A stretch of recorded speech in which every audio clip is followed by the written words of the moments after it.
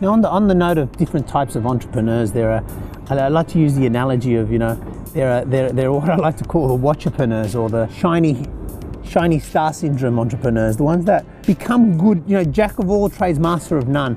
These type of entrepreneurs generally don't get any traction. They generally don't build much of a reputation. There's generally not good systems behind the delivery of product or service. They generally end up spending a lot of their lives going from one idea to another idea, never becoming great at it, or never building a reputation of a problem that they solve in the process. I totally advise against being this type of entrepreneur.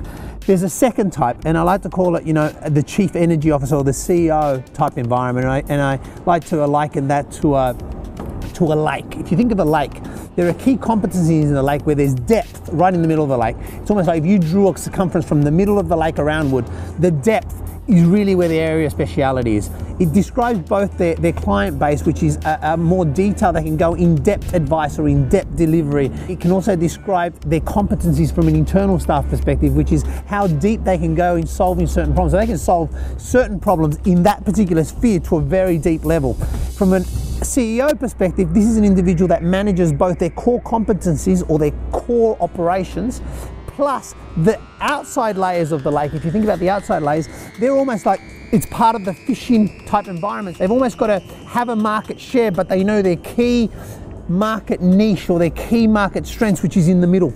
That's a key CEO running a business 5 million and above, and that's where you sort of want to aim at, because once you get to be able to run a lake-based environment, i.e. you've got the depth in the key competencies, plus you run all your peripheral environments, be them outsourced or controlling all the environment around you, you've got the key of a good CEO.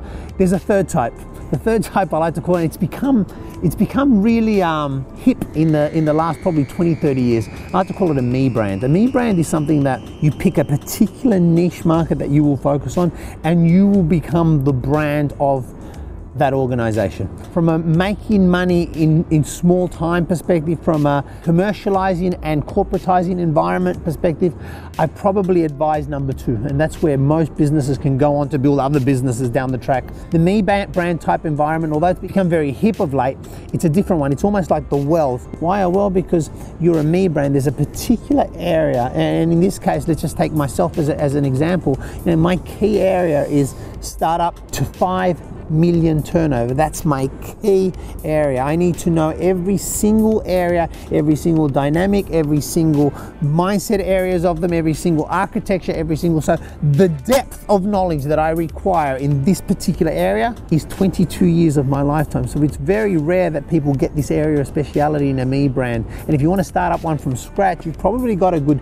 2 to 5 years of just research to get your competency up to that. So the ideal scenario is always the lake type perspective. If you are going me-based area, think about it a few times, because it is a harder model to follow, and it does have its own hurdles and its own challenges in the process, particularly if one day you want to on-sell the model or you want to corporatize it.